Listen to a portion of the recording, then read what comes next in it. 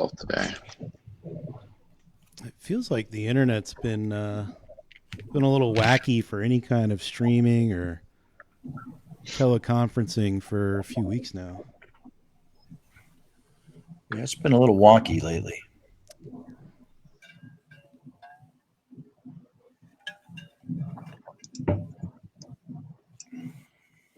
Who's hitting the drinks early? Moi. Well, it is Friday. And it's 1 o'clock. Hold on, Jeff. Let me just get my little flask out. Make sure I'm properly ready for the event. Only a true friend would buy you a flask like that. Yeah. After burning a quarter of an inch of rubber off your prized Corvette, and he still gets me a flask. It's amazing. All right. One of these days you'll make the fatal mistake of leaving a high-priced car in my possession, and I'll return the favor. Yeah. No, I fully understand that's going to happen. So I don't think you'll be my first choice. You just did it first, right? Yeah, exactly. He told me to take it out for a couple of turns. Make sure. I wonder how good of an e-brake I can do in a Dodge Durango SRT8. Yeah. Yeah, but a couple of turns in a vet, that takes some skill. Those things are made to go straight. They are made to go straight. Yeah. And frankly, they don't go straight very well if you give them too much too fast. It came back with no scratches. So. What year's your vet? I have an 01. 01 C5 Resto Mod. Just turned 13,000 miles. That's right. I've seen that one. Yeah. I thought maybe you got a new one. No, I like the new ones, but I want to give them time to run and see how they perform. I've heard good things. They look cool. What's the family car now? Because I can't seem to keep up. Well, mom has a Tahoe, and I'm moving around. I got rid of the Panamera, and now I'm in an Escalade for the next few months. You already got rid of the Porsche? Porsche's gone. Sold the Porsche. Now I have a black Escalade. Sold both. You had that for like 2 months. No, Guys, 7 seconds. I had the Panamera for a whole year. Yeah. Was it a year? Yeah. Yep.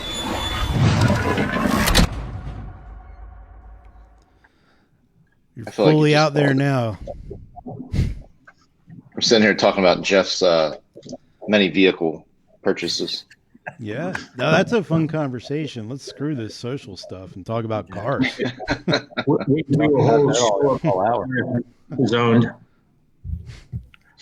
If we talk about cars, we'll probably get in less trouble too. Yeah. True. Probably. Well, who wants to kick this off? Jeff, we've got Jeff, welcome back. You've been on, I believe, once before, and John, welcome aboard. Thanks for having me. You got it. Jeff and John, why don't you take a quick second, just give us a little bit of a background. Sure. I'm Jeff Clark. I'm the president of Social Dealer. I've been in Jeff the Clark. automotive. No one really cares about you, Jeff Clark. I was talking to John. No, you're right. No one really does. Where's the gaff? 25 years at this. Been on the vendor side for the vast majority of that, and happy to join you two today. It's always good to see these familiar faces. So thanks for having us. We're always glad to see you, Jeff, because you make us feel good about what's still left on our heads. At least me. Kirshner, you just can't compete with him. No, I can't. No. That's fun. Too fun. And John, welcome to Refresh Friday. Yeah, thanks for having me. I've sat on both sides of the fence now for quite a while after 30 years in the car business, and everything from selling cars to sales manager to e-commerce director to IT director to general manager. And, on the other side of the fence, digitally helping dealers maximize, what they can do online for their dealers, right, and really grow their business. So I'm happy to be here, excited to talk about social, and thanks again for having us on. John, what You got it. I was trying to remember. We met when I was at Checkered Flag. Of course, Jeff Clark. We actually all four of us. All three of you. I met while at Checkered Flag. Yeah. John, what I couldn't remember what you were doing back then. This would have been early 2000s. Yeah. So we actually did meet at Checkered Flag. So I was working at a top 25 dealer group called Warnock Automotive Group. And you originally had just put in the first ever centralized call accounting software for multiple rooftop dealer group. And we were very excited to figure out how to do that as well. We had 11 stores, and we had phone systems everywhere, and we heard about this dealership called Checkered Flag that figured it out. So my buddy Bill Hausman and I, we jumped in a Crown Vic because we were the police car headquarters of New Jersey, and we made record time down to Virginia Beach. And you graciously accepted us in and showed us around the Checkered Flag headquarters. So that was, I feel like that had to be 12 or 15 years ago, maybe, right? Yeah. And then Clark, you were ahead of your time with this great little system that allowed us to do this buy a car in your pajamas campaign. It was a bidding software with an algorithm behind it, and it allowed customers to go in and negotiate against the website, really, which was crazy in the 2001, 2002 territory. It was, you're right, it was well ahead of its time. And it's interesting to me today to start to see some of those attributes now becoming more and more popular. It was a difficult concept for certain dealers to conceptualize. What do you mean I don't know who the customer is? But at the time, we believed that was one of the biggest problems that consumers had in engaging dealers was a trust factor. So they didn't want to give you their name, their email address, their phone number, but they were forced to register with the system in order to be able to negotiate on the vehicles.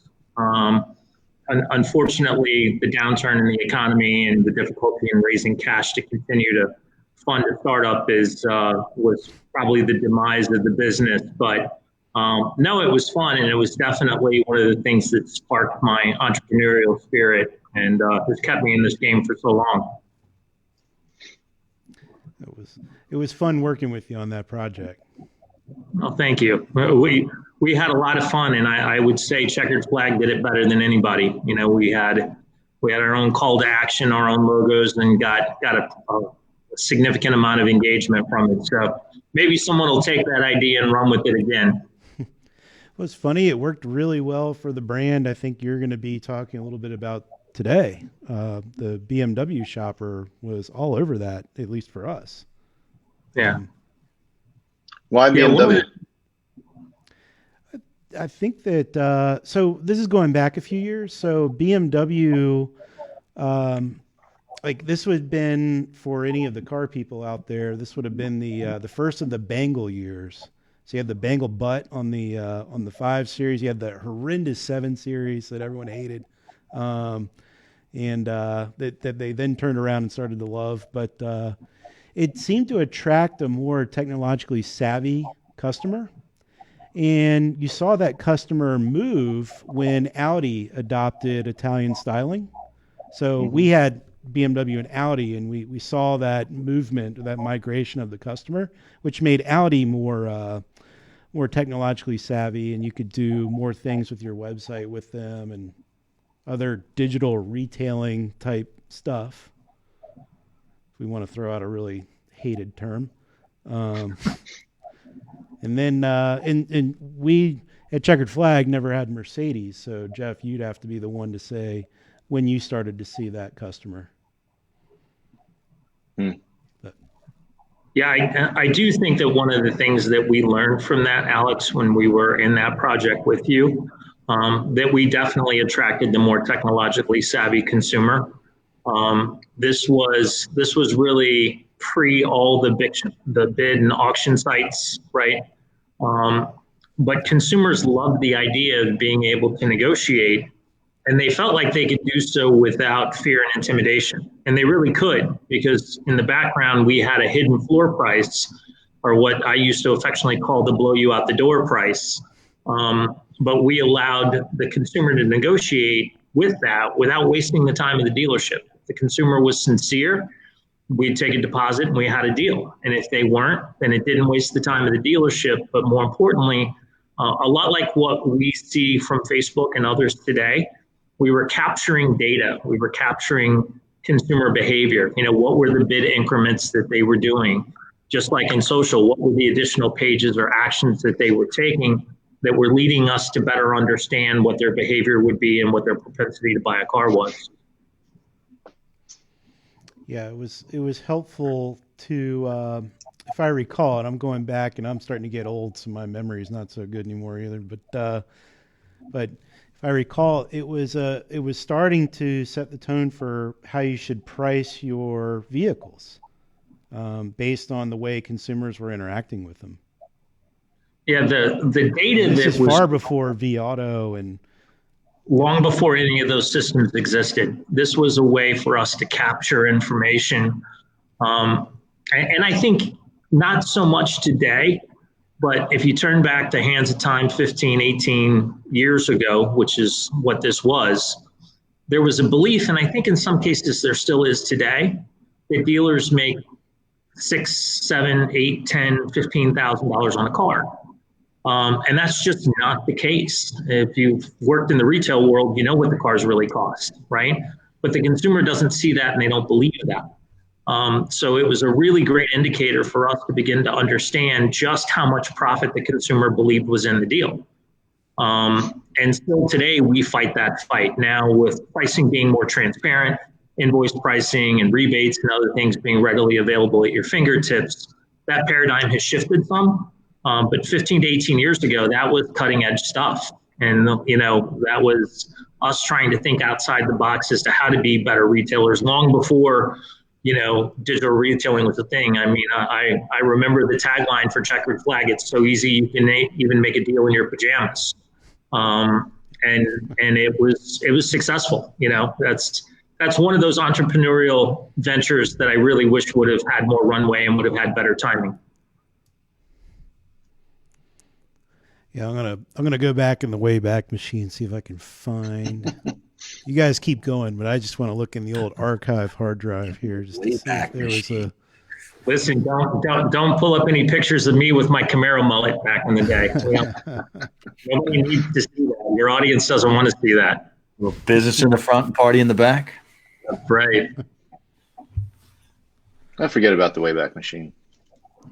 Well, the Wayback Machine for me is an archive folder on my hard drive. Oh. Personal Wayback. Yes. But I've got some old Checkered Flag stuff in here. I was going to pull up and see if I could find that character who was.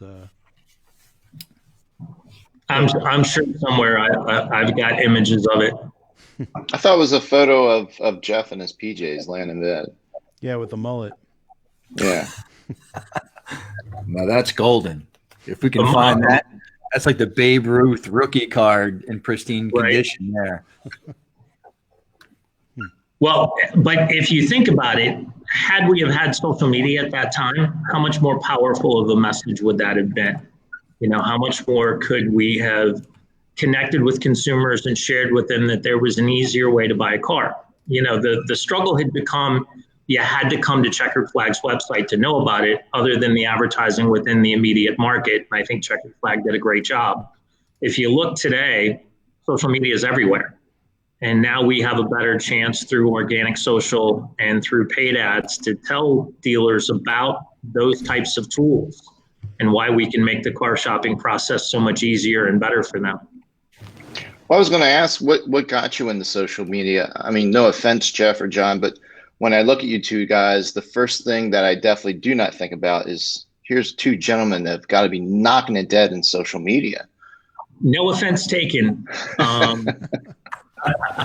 will tell you, I fought tooth and nail not to get involved in social media throughout my career. I remember when it started getting really big in the dealer on days, and I would catch flack for not having a Facebook page or, posting here and posting there. And I said, frankly, no one cares what I eat, right? No one cares about these things. I certainly didn't care. Having spent the vast majority of my career on the website side and then morphing into paid search and display and all the tools that dealers used. And one of the things that I was self-admittedly resistant against was social media, because I felt social media was a lot of noise. And frankly, there's a good amount of noise in social media. But the opportunity came up to be a part of the organization, and our parent company has so many different great tools and solutions that really kind of allowed for dealers to do more based on just what their comfort levels were with omni-channel advertising. There it is. Make my deal, baby. So the opportunity show that to the Make My Deal people who made that digital retailing solution. Yep. No, that's funny. You should share that with me. I'll get that imposed and stick it up on my wall. Bring back some memories. But anyway, Jeff, to finish answering your question, I had the opportunity to join the Social Dealer team and loved what they were doing. They were the first company, formal company in the social media space, been in existence now some 12 years. And it was really like drinking from a fire hose, I got to tell you, coming in here and not really understanding where social media was with automotive dealers. And I think we're still somewhat figuring it out in the marketplace. I believe dealers are utilizing it, but they're treating it more of a check the box solution, right? Yes, I have it, but I don't really know what it does for me. And so as I took over the reins here, one of the people that I thought best to bring in was someone with vast retail experience. And John had worked for me in a couple of my other companies, and he was a natural person to tap in because, like me, we're going to jump in and we're going to figure it out, good, bad, or indifferent. And so it's been a thrill to have him here and kind of start this course together for the last couple of years. What have you guys seen in the last couple of years? Really, what have you seen in 2020, of course, with everything that's gone down, COVID and all that good stuff? What are some of the changes or just, I guess, some things that have really stuck out in social media with car dealerships? Because, you still have a lot of the OEMs are still pushing it onto dealerships, but the reality is, you go to a dealership Facebook page, it's I think we had a short window there at one point where I think dealerships were figuring out, really dialing it in, especially on the organic side. I think most of them right now are still have figured it out or working with a company that's figured out the paid side. But more on the organic side, like how important is it? Is it important to even have it if you've got a solid paid structure down? And if so, like, what are some of the things that are working? I know it's just a bunch of different questions at once, but yeah, we can just go back to the original. It's like, what have you guys seen here lately that's really, really working? Yeah, I could probably grab that one, Jeff. So a couple of things. One is my story getting a social dealer is one that I think is important. So although I had vast automotive background and digital background and retail background and vendor background, I was actually working in a dealer group that was surrounded by larger dealer groups that had very large marketing budgets. And the stores that I was part of to become a general manager of had a very much smaller budget. And in order to compete with those other dealers, I needed to find a media that could then work for me because I didn't have the big budget for all the other media types. And I kind of tore a page out of Joe Castle's book and said, why don't you use social media to then get your dealerships out there and use the lanes that nobody else is using, A, because they're cheap, because remember, I didn't have a lot of budget, And B, not a lot of people knew how to make it work. So that's really how we started to formulate changing the culture of the store, and quite frankly, changing the P&L, the balance sheet of that store, right? How to go from one color to the other color, because I didn't have those big budget figures. So that's really where I cut my teeth in social media, real time, real world. And then moved on to Social Dealer to work with Jeff and really help other dealers do the same thing. So that kind of answers the question, what have I seen change between then and now? A lot and a very little at the same time. A lot meaning that Facebook is constantly changing. Even on the Auto Marketing Collective yesterday, there were some changes that Facebook made that severely helped dealers, right? They'll impact a dealer greatly today. But they still have a silo out there. There's still a organic silo and a paid social advertising silo. And the question is, should you do both? And from our perspective at Social Dealer, where we see a lot of clients doing both really, really well, their ad dollars become much more efficient. So for us, it's never been, should I do paid and forget about organic, or do organic and not worry about paid? We found a really great use or business use case that says, if we do the right thing for the dealers and you help them optimize their channels, right, and you post an engaging content onto their organic channels, and you have custom audiences on paid social advertising, will the dealer benefit from that? And I can tell you the answer is 100% yes. And if you take a look back, this is the old adage, do I do SEO or do I not do SEO, right? And do I do Google AdWords and not worry about my SEO? And I think for the people on this call who have done both, they'll see the benefit in SEO, although it's a longer term play. But at the end, they had a much greater success and less Google AdWords spend, because they played that game early. And I don't think that's any different in Facebook today. Think of Facebook organic as SEO of search, right?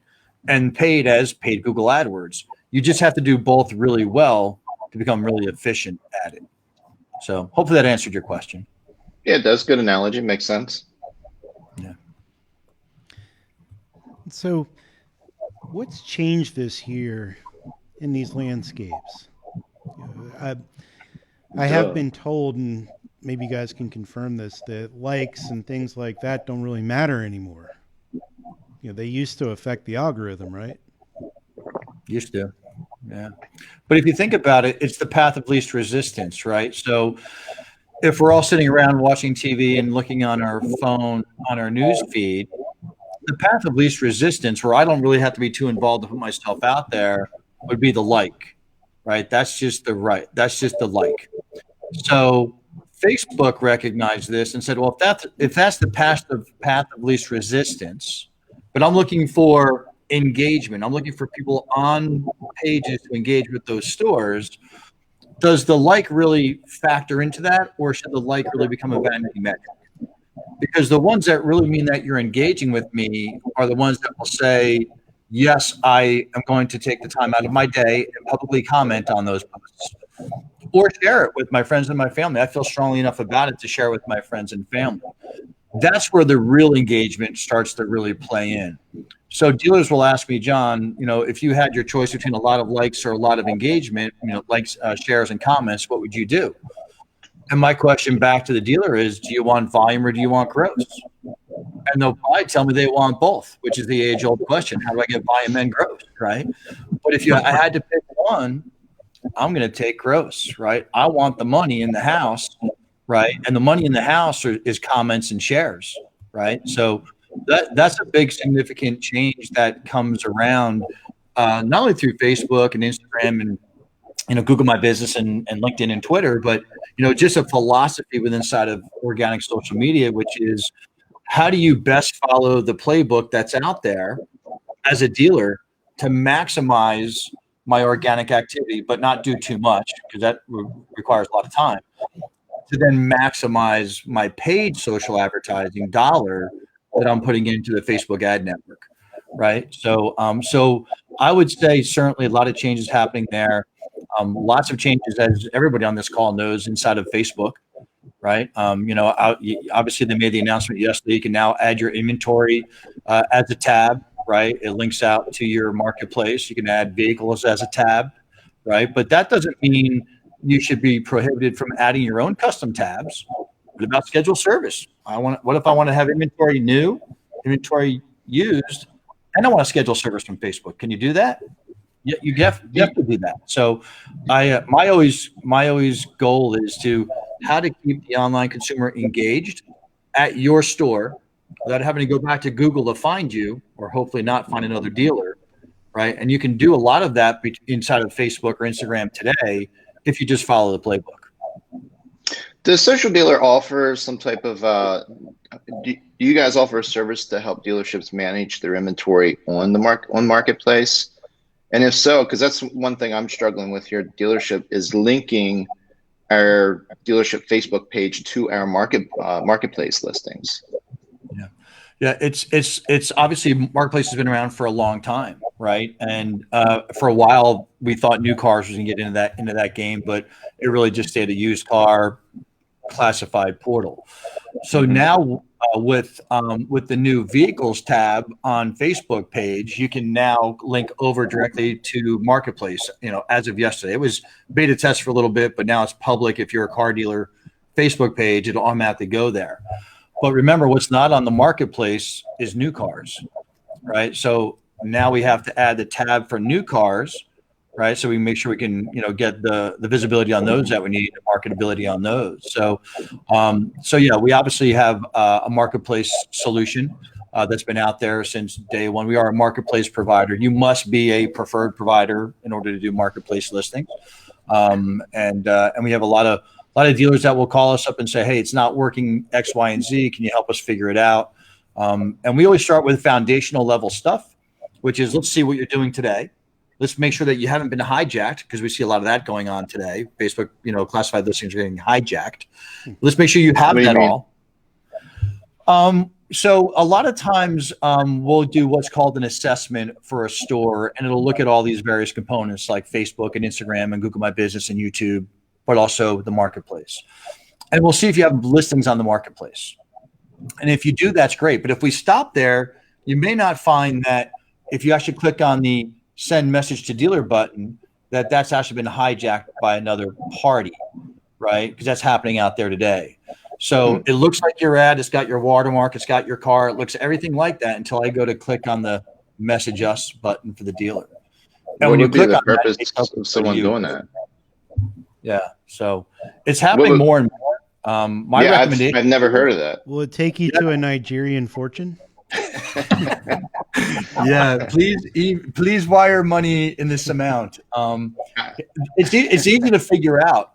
So what Jeff and I do and the team does is we put together these swim lanes that say daily, weekly, monthly, quarterly, some things that a dealership should check on as it pertains to social media, right? One of them, quarterly, is to go and actually physically click that button and make sure that those messages are still going to either your SMS or to your live chat provider. Really?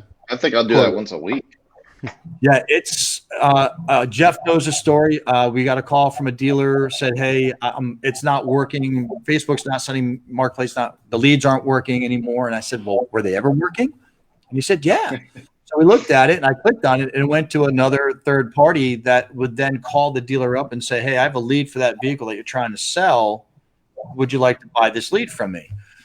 And I went back to my days as a retail guy and I was like, that just makes no sense. No. That's a new way to get in market shoppers. I can't imagine there'd be enough volume for someone to come up with that type of service. Like, I don't get it. If you hijack a whole marketplace, like, think about it, Jeff. If you got like all of Northern Virginia, then you can turn around and be like, hey, Honda dealer over here and Ford dealer over here. I got a whole bunch of in-market shoppers. You want to buy them? Yeah. Exclusive for your vehicle. Yeah. Frankly, guys, dealers are so busy. I mean, part of what John says and part of what we do here, and we hope your listeners and anyone who hears this will listen to, take the time to actually have someone independently look at what you're doing. We watch all the time dealers very proudly say, I'm constantly posting. Oh, that sets off an alarm with me. When I hear that, are you posting too much? And yes, ladies and gentlemen, there is a thing as posting too much, right? There has to be an appropriate cadence, right? If you're posting 3 times a day, 7 days a week, guess what your followers are going to do? They're going to unfollow you, right? They don't, it's not about Do we all the have, time. do you guys have proof of that? I mean, have you been able to look at analytics and be able to say that's definitely 100% sure?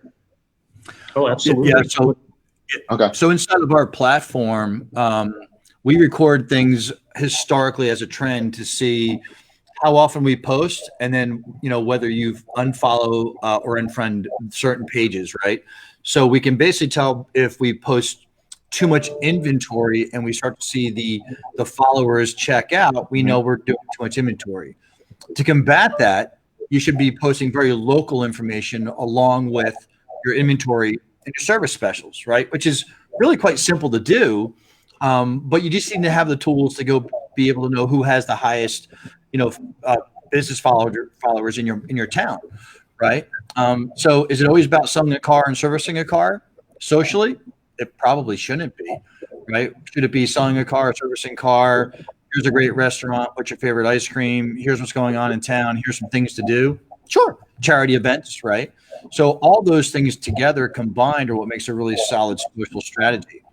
And an easy way to look at that is to do the homework yourself. So go to your Facebook page and look at the top 10 posts, right? 10 posts, and write down how many are non-automotive related, right? So out of 10, let's say 10 should not be all automotive. And then go through that list and find out how many likes, shares, and comments you have, right? Mm-hmm. And if you have more likes than shares and comments, then you might say to yourself, we need to change that around and come up with a better strategy. But more importantly, set yourself up with a KPI for every kind of post. Inventory post should have how many shares, how many likes, how many comments, right? A local brand awareness post, a local engagement post should have the same KPIs. No different than you look at your doc every day, right? You want to look at what your gross was from yesterday, right? And front end, back end, F&I gross, right? Look at the same thing. Because if we're doing a lot of organic posting and we're not getting the engagement we want, we're in no danger of getting any more social followers that really want to engage with us, right? So set yourself, and it's one of the things we talk about a lot with dealers is through the educational part of setting up these KPIs and these benchmarks, not only in social, but for reputation management. How many service reviews should I get a month? How many sales reviews should I get a month? How many should go to Facebook? How many should go to Google? How many should go to DealerRefresh? How many should go to cars.com, right? Mm-hmm. If you know what that number is, and Jeff and I know what that number is, then you just check your numbers against that benchmark and you say, wow, I did a great job, or I have some more work to do. Is there a sweet spot from 4-car dealerships that you've seen across your platform? Is there sort of a sweet spot for how many posts a dealership, and have you been able to track like what seems, or what type of posts do most people get the most engagement from? Yeah, you're right on the mark there, Jeff. I can tell you. So, provided the dealer is doing okay, meaning they just need a little bit more help, about 3 to 4 posts a week will make sense. If a dealer is struggling with social media, or they haven't had a really great presence or engagement in the past, it's probably going to take us a few more posts every week to get the push behind it to happen. So, somewhere between 3 to 4, 4 to 5. You certainly don't need a post every day or multiple times a day. We've got lots of folks who will say, I want 14 posts a week. Okay, but why? The metrics don't show that. In fact, the metrics will go to hurt you. And when it comes to which ones they engage the most on, goes back to the other conversation. We could do inventory posts, new and used. We could do service specials, right? We could do that all day long. We could do, here's my vehicle delivery photo. And we'll talk about how to do that the right way in a second. But in between all that, the ones that get the most engagement, the ones that people want to find out about you as being part of the community with, are the community posts, right? So, for example, do you set up events organically in your Facebook page? So when I go on my phone and say, hey, honey, what do you want to do this weekend? She goes, I don't know. I go to Facebook and it says, oh, events near me. Oh, this dealer happens to have a buyback event or an upgrade event or whatever the case, ASPCA dog event at the store. Okay, great. Maybe we'll stop by and swing there, right? So there's things that you can do to really help yourself and grow. What do you want to do this weekend, babe? Hey, let's go visit car dealerships. Yeah. Well, listen, I need a new car and I need a dog. So you got dogs and cars. Let's make it work, right? Yeah. But John makes a good point. Think about the charitable connections you have in your community. We're coming out of No Shave November, right? So most dealers that I know in my 2.5 decades of doing this are incredibly philanthropic, right? But they don't want to brag about it, and I don't blame them. However, the community wants to know, the community wants to understand, and things will draw people to a dealership. Nothing like a charity event, nothing like a classic car show, nothing like a dog adoption event, something that gives them a reason to get out and to do something. And, what we try to do as advertisers is we want to help you sell and service more cars, right? But so much about the lifestyle of that product is missed. Having owned BMWs and Porsches and Corvettes and other vehicles, there's communities and sub-communities within those cars, right? So BMW owners love BMW, right? M owners especially, right? Move to Porsche, move to trucks and to, Jeeps and to other things. There's that connects and resonates with people. So whether it's No Shave November or, Breast Cancer Awareness Month or whatever, those are all things that have immense value to the community. And it helps them understand that you're more than just a retail facility. And I think what we're trying to do is to help them find other things to connect and talk to the consumer about instead of a $299 lease on a Camry, right? Because if you're leasing at $299, so is everyone else in the market. The struggle with that a lot of times is just getting upper management on board to participate in things like that. They typically just don't see the value in it. If you were working with a dealership that wanted to do maybe host some type of different social events, grassroots events at the dealership, and of course the GM or owner just really wasn't into it, is there any type of metrics that you can use to show that this is actually working? Yeah, let their daughter do it. You opened Pandora's box there, didn't you? That's a whole different show we need to talk about. Yeah, there you go. Actually, Jeff and Alex, you know what we do? We encourage those dealers to talk to dealers that are on our service that have run these events and why their event was unique and why it was special and why it worked for them. Not every event is going to work for every store in every market, right? If you're closer to a military base, oftentimes your military appreciation or first responder appreciations are key. I mean, we do it in some of our advertising. We saw it during COVID, right? We put specials out if you were a first responder. And, let's be honest, in certain states, dealerships were shut down. I think in Pennsylvania, the only way you could get your vehicle serviced was unless you were a first responder, unless you could prove that you were a first responder, right? So I think what I would encourage people listening to this to think about, this may not be the last pandemic. This may not be the last national crisis that we run into. And what we learned during COVID and continue to learn through COVID, social media usage went through the roof. Average consumption time was 2.6 hours a day pre-COVID, right? During COVID, we've cranked up to more than 6 hours per day, right? 6 hours per day, people are on social media. So that's where they're consuming information, they're sharing, they're engaging.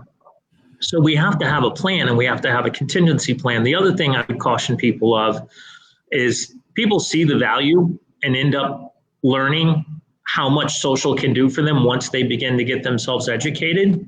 Please do not make the mistake of shutting off all your other channels of advertising. I've watched dealers that have gotten frustrated with the cost of where a lot of paid search has gone today on Google and Bing. And yes, it's gotten expensive. A lot of dealerships have gotten out of paid search. Well, and I would caution against that. You can slow it down, you can back it off, but if you pull the plug completely, you're going to see a negative effect to it, right?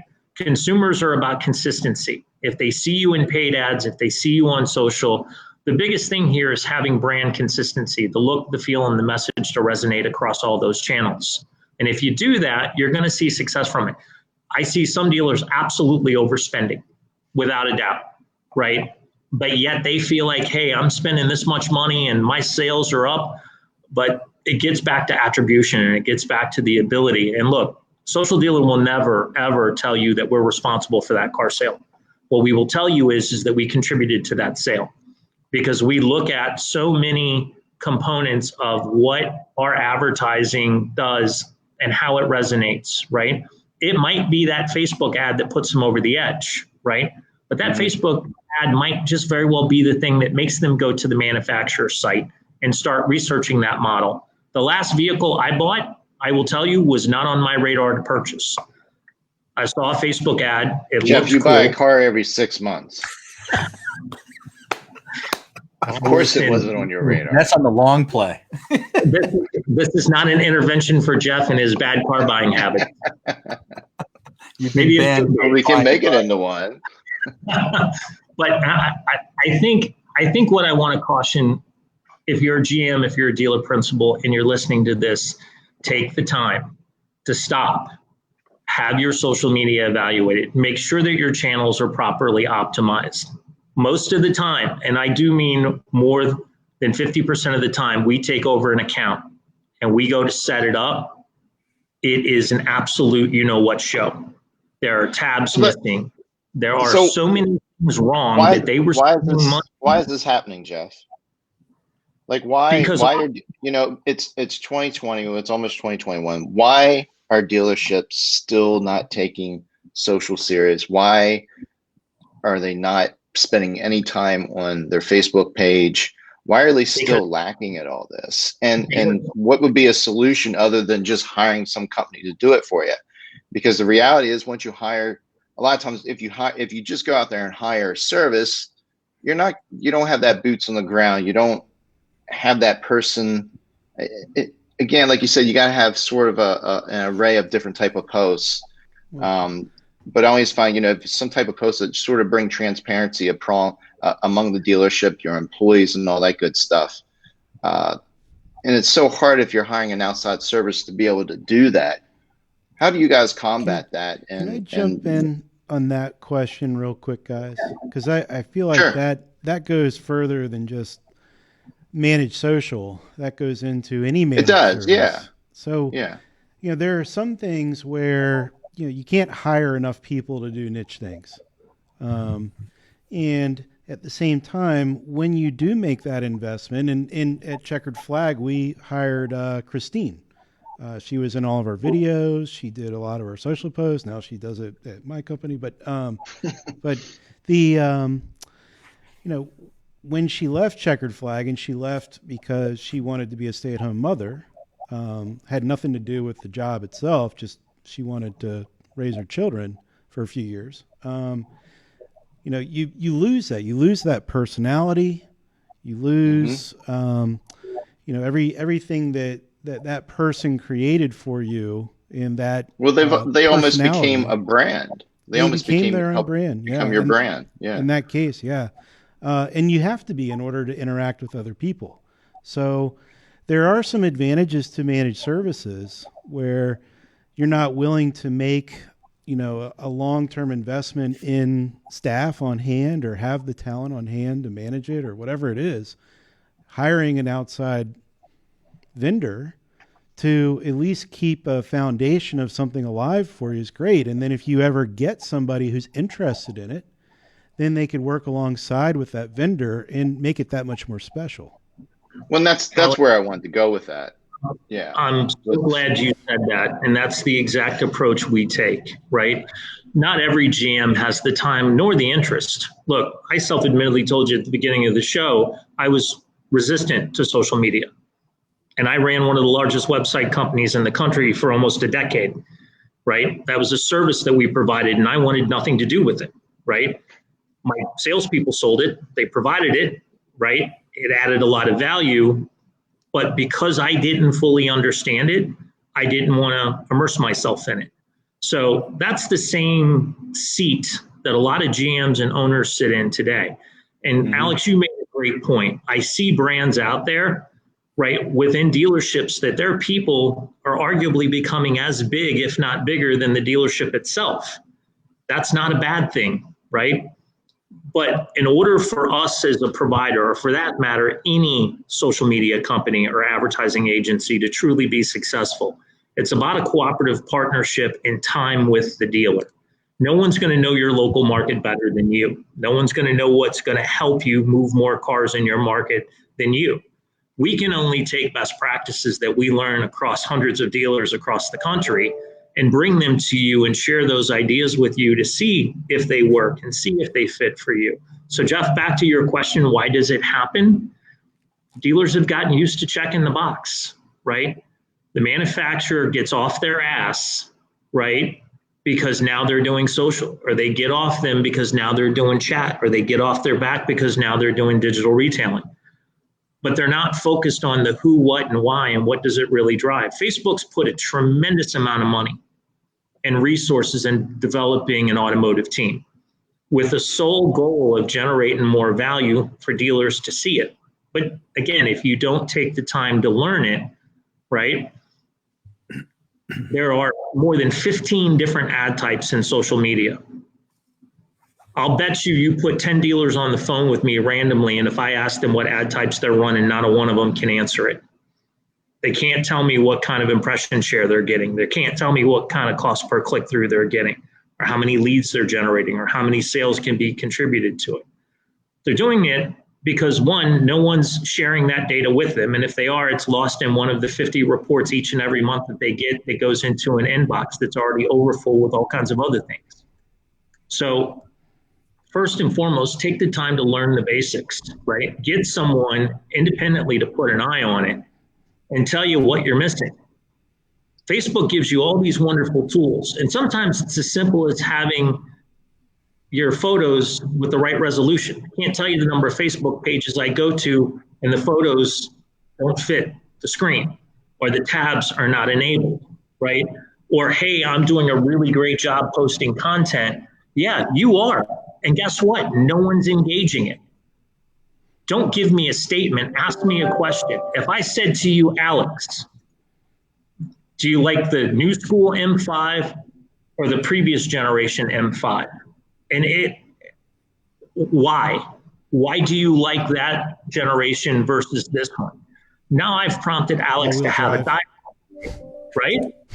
Well, now Alex is having a conversation with me. And then Alex's friends that are following him are going to chime in. Oh, you're a BMW guy. Those things suck, right? I'm an AMG guy, or I'm this. But now you've created a dialogue, a discourse, a discussion. And that's really what dealers need to do. It's not about a frequency of content. It's about the quality of the content. Are you asking a question? Are people engaging? And frankly, do you know what it's doing? My bigger discussion would be, if you don't know what your social media is doing, you need to figure it out, and you need to ask, because it doesn't work the same way. And where dealers make this mistake constantly, let me tell you something. Paid search in Google could not be more different. The API to Google and the API to Facebook are a 180 from each other. They don't operate the same. And they've been conditioned to learn X amount of dollars, and the more money I spend in Google, the higher my placement's going to be and the more leads it's going to generate for me, right? That does not equate in Facebook. Just like likes don't equate. Just like boosted posts, guess what, folks? Boosted posts don't work. That was my next question. Why? Since Why don't when? they work? Well, It's actually, just waste? so they definitely used to work earlier this year. When did that stop being something that worked? Yeah. John, So I'll use that one since you deal with it more than I do. yeah, here's I'm going to just take one step back and answer Jeff's question about why don't they spend more time? Why don't we as dealers spend more time? One is because we're unsure how it works, and the fear of the unknown kind of scares us all. And being a former GM, I get it, right? I'm in that same boat. I put myself in the exact same boat as everybody else on this call, right? I don't know enough about it, so I'm going to gravitate towards what I do know about. And until I figure that out somewhere down the road, we'll figure that out. Number two, is we technically don't put the person who knows the most about Facebook or social media in charge of social media. It happens to be somebody who has a Facebook account or an Instagram account, and I just graduated college and I'm your person. That's fine, but that person should be educated and trained on the proper best practices of social media, especially for automotive. Because what may work for medical may not work for automotive, right? So just because you have a Facebook account doesn't mean you should be handling social for the dealership. The third thing I would say is, for everybody on the call, get yourself a business continuity social plan today.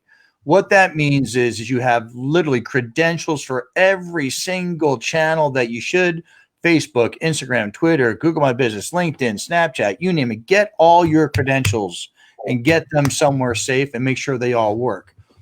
Because I can't tell you how many times we spend helping Facebook or helping a dealer get their access back to their Facebook account, or I don't have access to my Twitter account. Can you help me? These are assets of the store.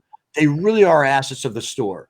And for you not to have control of that because 5 years ago somebody decided they're going to set up your Twitter account and they're no longer there, you should not be held liable for what that person did 5 years ago. So I call it a business continuity social plan.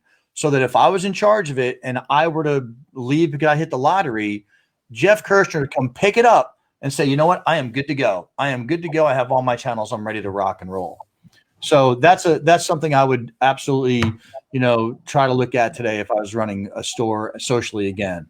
So boosted posts. So if you're not running paid social advertising, boost away, right? It's just boosting. But if you're running a paid social ad campaign that has all these custom audiences in it for sales and service, right? So we should be talking to those people in their particular market for their particular vehicle for what their interests are with paid social media advertising. If I boost it, think of this. If you boost it and you're doing paid advertising, it's Jeff Kirshner going to the auction lane with a paddle from John's store and Jeff's store. And when the car rolls through, he holds up both paddles, right? You've literally effectively bid against yourself, right? Doesn't really make sense ROI wise for your store or your money. Now, if you are not doing the paid ads, feel free to boost, right? You can kind of get some audience targeting out of it, but it's not really great. But if you're doing paid social media advertising, literally in the Facebook ad network, Instagram ad network, our recommendation would be don't boost. Make a campaign in paid advertising so you can track that through all your other business management or business manager activities and collectively look at your ROI. So that's the two distinctions. It's not that you shouldn't boost. You shouldn't boost if you're doing paid ads already, right? So, and we look at those metrics all the time. Is that advice strictly for car dealers? I can tell you this, we don't really work outside of RV, power sports, marine, and auto, right? So maybe Jeff can answer that one better, but I can tell you certainly if it has tires and wheels and a motor, it definitely applies to that. Okay, fair enough. Alex, I would be reluctant because I don't know the answer to that. I bring it up because it's a big part of what DealerRefresh does. So. Yeah, you would have to look at your individual performance and your metrics. And the other thing that gets missed oftentimes is dealers leveraging their DMS data and first-party data. Audience, if you looked at our P&L statement and you saw the expense to running social, obviously the vast majority of the money goes directly to Facebook. But in order to be successful, you need those specialty audiences, right? There is no better audience than your own first-party data. And so many dealers don't leverage it, right? So if you're spending thousands a month in Facebook ads, talk to your provider, right?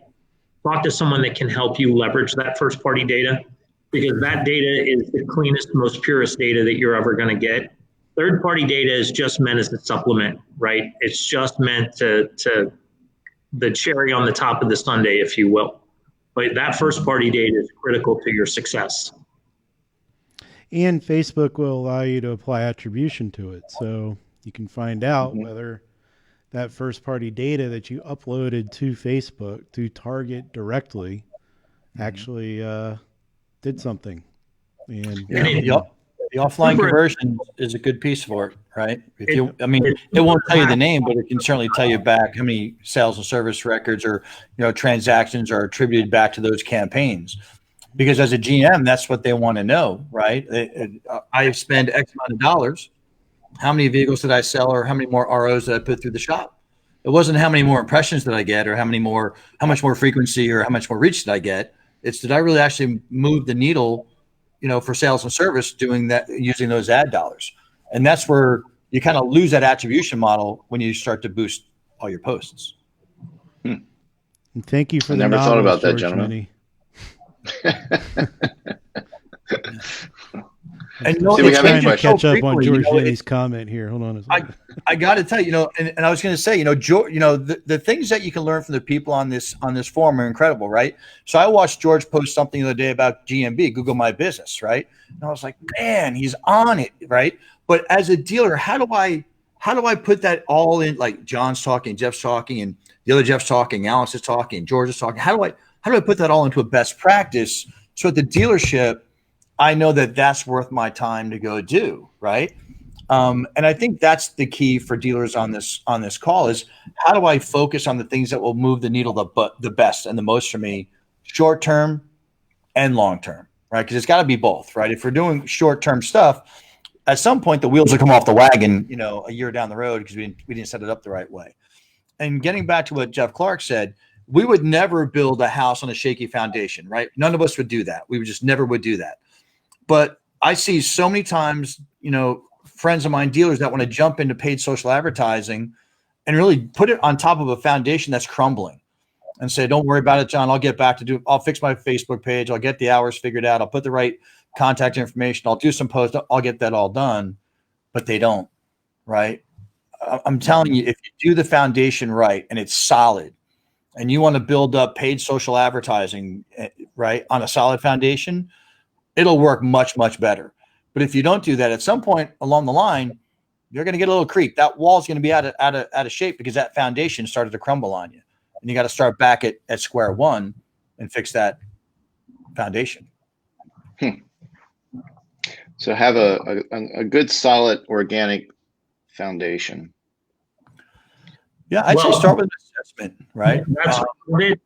There's another piece of it that we didn't touch on today, but should be on the minds of every dealer, and that's reputation management. So we look at social rep management and organic social as kind of the trifecta. If you think about, that's always been my backbone for social media.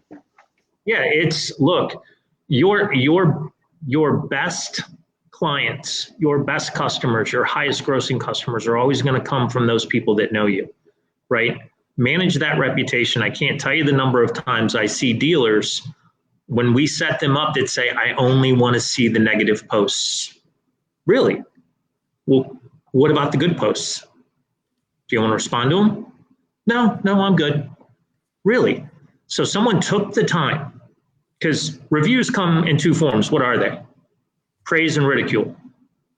Very, very rarely do you get anything in between. So if someone took the time to write you a very positive review, yet you're telling me as a provider, don't worry about it, just send me the negative ones, you've completely disregarded and sent the wrong message to those people that took the time. Even if it's as simple as a thank you from Jeff here at Hagerstown Mercedes-Benz. We appreciate your business. Thank you for the kind things you had to say about our dealership. So it really does boil down to looking at those. And look, we're working on some pretty exciting things. We hope to be back in the spring with you guys for another show to show you what we've done with the new ad platform and a partnership that we've formed that really does focus on at the point of sale, getting that review, right? Getting that customer right then, right there while they're in the moment to not only support you and your dealership, but more importantly, to build your network as a salesperson, right? We need to do a better job because social media is so personal, right? Let's do a better job of helping those salespeople that are out there that are doing 10, 15 cars a month that want to do 20 and 30 to build more of their own network. So we're going to be bringing something to the market soon that will better help the dealer manage how reviews happen, help them cut the dependency on third parties, right? Third parties are a great thing. Please don't take that as a jab if you're a vendor and listening to this. But nothing's better than to get your own reviews. Then everything else is icing on the cake. So in the meantime, until spring comes around, if anyone wanted to get in touch with you two. Well, and you also mentioned some type of playbook in the works, which I got sort of a sneak preview of. When's that going to be available, and how would we could start a thread over in the forums where someone could comment in the Facebook comments as well if they wanted to get a copy of your new playbook. So we have where Facebook did their masterfully written, by the way. Yeah, theirs is a little prettier than yours. Well, They've got more resources than what we have. But hey, maybe I'll call Zuckerberg up and see if I can't borrow some of his resources. Okay. But we took the time to write an automotive playbook specific for reputation management and organic social, which was a big part of what we wanted today's show to be focused on. So much of that is being missed. And guess what, folks? It doesn't really cost anything other than your time or having your current provider or someone else fulfill that for you. So I'll leave that to John because he's going to be the one that's going to be supplying that out to your folks. So John, why don't you share with the listeners and team how they would go about getting that automotive playbook and getting an assessment and getting in contact with us? Yeah. I think first of all, the automotive playbook is great for every single store, right? If you want personalized swim lanes that we call it at the end, which really breaks out daily, weekly, monthly, quarterly at the store level, we do that for all the clients. But the playbook itself is literally for anybody. If you're new to the business or old to the business and just want to find out by channel what those best practices are, this playbook goes into it and leaves you little sections where you could add little notes, right? It is a living, breathing document. So as we have different changes or a particular channel has a different change, we add that in, right? Because it changes so often. And there's no document that should live in a library like an encyclopedia in the digital world. We have to make sure it's available to be updated and always there. So we'll give you the idea how to do that. The next thing is the assessment. So we call it a social health checkup assessment. We do it for every store. And I believe Jeff Clark, anybody who's on the call today or hears and watches the forum, it has the ability to take advantage of that. We'll do a complimentary assessment. It'll compare your store to another dealer that you tell us to compare it to, and I'll go through all of your social channels one by one by one by one and match it up against the KPIs and the playbook. And at the end of the day, it's up to you at the dealership level to decide what to do, to take action or not take action, to do it yourself, ask for help, or have us do it. But we wanted to give out these tools to the dealership so that if you wanted us to do it for you and hand the keys back over to you, you could do that too. If you just got somebody at the store who's really great and wants to know how to do it themselves the right way, do this the right way. Take the assessment, match it up with the playbook, and then build out your own strategy based on those things and make sure you put that business continuity sheet together. Because without those credentials, you'll be calling one of us up at some point and saying, can you help us out and get those credentials that are out there? So if you want, I don't know what the best way to do it, Jeff or Alex, but you can always reach out to me directly. You can email me, you can text me, you can call me, let me know what you're looking for in terms of an assessment, who to compare it to, and we'll give the playbook out that Alex is scrolling through today out to them so you can add it to the forum. The only thing I would ask, if you have any questions on it, feel free to call us. Right? If you said, hey, John, hey, Jeff, I'm struggling with this part of it. I don't really know how to make, should I add multiple pages for Google My Business? Should I do it or should I not? Should I do something with Twitter? Should I do it? Should I have a LinkedIn channel? Does it really work for car dealers? I think Jeff and I are an open book. We'd be more than happy to talk to you and, share with you what we found, working with thousands of dealers. And certainly if it makes sense to partner with us, we'd love to do that as well. Sounds great, gentlemen. Yeah, we'll get a thread started over in the forums. I'll have your contact information, and anyone can post over there and get a copy of the playbook. Excellent. Perfect. Alex, it was a pleasure having you guys here. I Always. think we're supposed to say that. Yeah. Well, it's fun for me. I've known you both for so long. This kind of feels like a fraternity reunion, if you will. Uh-oh. There's a lot of history between all of us, hopefully without the keg stands and the other shenanigans, but it's certainly been a good time, and we appreciate your having us, and we look forward to coming back in the spring and sharing more. So You got it. On what you're talking about there, Jeff, should we say in a post-COVID, more Vegas world again? And Yeah. Listen, yes, in a post-COVID Vegas, Orlando, Dallas environment, it's much better than staring Travel at the whole country with that. every day, right? Wow. La Jolla. Perfect. Just had California in as well. yeah, Is that it all? totally. Newport Beach, Newport Beach. whatever. Manhattan Yeah. Beach. Way south of San Francisco. Yeah. Well, not too far south. John and I have been known to get lost in Napa Valley and purposefully stay there for a while. Yep, So you know what, Napa. Once or twice. Yep. Perfect. All right, guys. Thanks Makes a good for one.